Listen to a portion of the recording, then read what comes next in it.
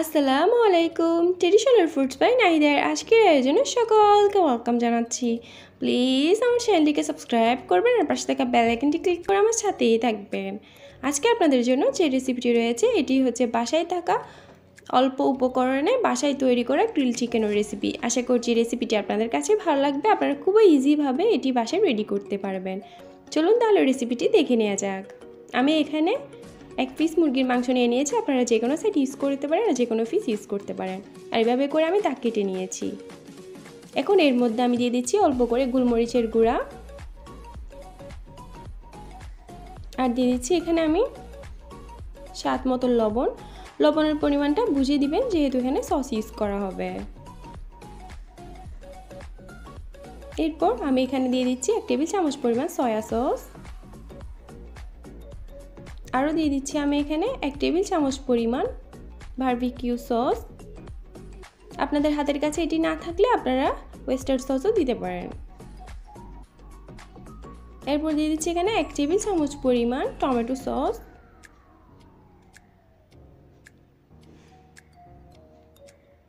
আর দিয়ে দিচ্ছি 1 টিস্পুন পরিমাণ আদা বাটা, 1 টিস্পুন পরিমাণ রসুন বাটা, 1 টেবিল চামচ পরিমাণ পেঁয়াজ বাটা। আপনারা আপনাদের মাংসের পরিমাণ অনুযায়ী সব কিছু ইনগ্রেডিয়েন্টস বাড়িয়ে কমিয়ে দিবেন। এখানে আরও দিয়ে দিচ্ছি আমি 1 টেবিল চামচ পরিমাণ সরিষার তেল। সবগুলো উপকরণ আমি ভালো করে মাংসের সাথে মিক্স করে নিব আর মাংসের গায়ে ভালো করে মেখে নিব। যেখানে আমি দাগ কেটেছি এর মধ্যেও ভালো করে এগুলো লাগিয়ে নিব। সব কিছু মিক্স করা হয়ে গেলে এখানে আমি আরও কিছু মশলা অ্যাড করব। এখানে দিয়ে দিচ্ছি আমি সামান্য করে গরম মশলা, দিয়ে দিচ্ছি সামান্য করে এখানে লাল মরিচের পেস্ট আর সামান্য করে ধনিয়া গুঁড়া। এগুলো কিন্তু আমাদের বাসায় সচরাচর থাকে। এখানে কোনো আমি এক্সট্রা মশলা ইউজ করব না। সব কিছু ভালোভাবে মিশিয়ে নিয়ে আমি এটি ম্যারিনেট করে রেখে দিব সারা রাত। আপনাদের হাতের কাছে যদি সময় না থাকে আপনারা কমপক্ষে এটি 1 ঘন্টা ম্যারিনেট করে রাখবেন। এতে করে এটি খুবই মজা হবে, আপনারা পার্থক্যটা বুঝতে পারবেন। সারা রাত ম্যারিনেট করে রাখলে এই মাংসটা সিদ্ধ হতে সময় একদম কম লাগে আর এটি কিন্তু খেতে বেশি ভালো লাগে। এখন আমি এটি ম্যারিনেট করে রেখে দিচ্ছি সারা রাত। এখন মাংসটি ফ্রাই করার জন্য আমি একটি ফ্রাই প্যানে দিয়ে দিচ্ছি রান্না করা রেগুলার সয়াবিন তেল আর সম পরিমাণ দিয়ে দিচ্ছি সরিষার তেল। এগুলো ভালো করে হ্যান্ডেলটা ধরে মিক্স করে আমি যখন এগুলো হালকা গরম হয়ে আসবে এর মধ্যে এখন দিয়ে দিব আগে থেকে ম্যারিনেট করে রেখে দেওয়া মাংসের পিস।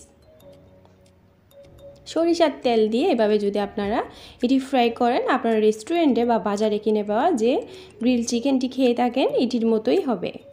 স্মেলটি কিন্তু সরিষার তেলের কারণেই আসে। আপনারা বাসায় একবার হলেও ট্রাই করে দেখতে পারেন। চুলার আঁচটা আমি মিডিয়াম আর লোয়ের মাঝখানে রেখেছি আর মশলা থেকে সামান্য করে নিয়ে আমি জাস্ট একটু গায়ের মধ্যে লাগিয়ে নিচ্ছি। এখন আমি ডেকে দিব 10 মিনিট। চুলার আঁচটা কিন্তু বাড়ানো যাবে না, এতে করে পুড়ে যাবে, কালারটা নষ্ট হয়ে যাবে। এখন সাইডটা আমি চেঞ্জ করে নিব। একটু ধীরে ধীরে কিন্তু এটি ফ্রাই করে নিতে হবে, না হলে উপরের পার্টটি কিন্তু একদম শক্ত হয়ে যাবে। এভাবে করে আমি আরও 10 মিনিট এটি ফ্রাই করে নিব। কিছুক্ষণ পরপর উল্টে পাল্টে আমি এটিকে ভালোভাবে ফ্রাই করে নিব। আর চুলার আঁচটা কোনো মতেই কিন্তু বাড়ানো যাবে না, একটু ধৈর্য নিয়ে এটি ফ্রাই করে নিতে হবে যেহেতু এটি চুলার মধ্যে ফ্রাই করা হচ্ছে। আর যখন মনে হবে মশলার উপরে পরিমাণটা কমে গেছে তখন আগে যে রেডি করা মশলা ছিল এখানের মধ্যে থেকে দিয়ে দিতে হবে।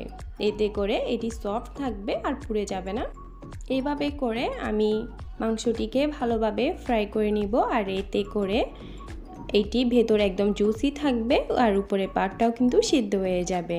আমি টোটাল এটি 40 মিনিট ভালো করে এভাবে করে উল্টে পাল্টে সিদ্ধ করে নিয়েছি।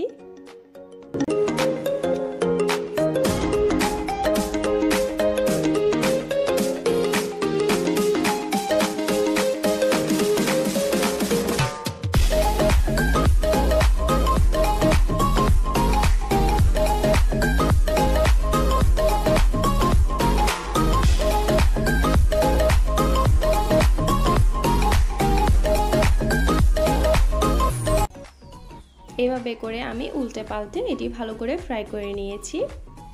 এই গ্রিল চিকেনের সাথে কিন্তু পরোটা খেতে ভালো লাগে। পরোটার একটি রেসিপি আমার চ্যানেলে আছে, আমি ডেসক্রিপশন বক্সে দিয়ে রাখবো, আপনারা চাইলে চেক করে নিতে পারেন।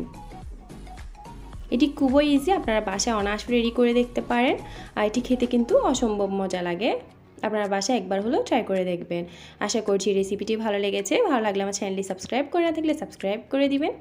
আজকে সম্পূর্ণ ভিডিও দেখার জন্য আপনাদেরকে অসংখ্য ধন্যবাদ। আজকে আমি বিদায় নিচ্ছি। আগামী পর্বে আমন্ত্রণ জানিয়ে আপনারা অনেক বেশি ভালো থাকবেন। আল্লাহ হাফেজ। আসসালামু আলাইকুম।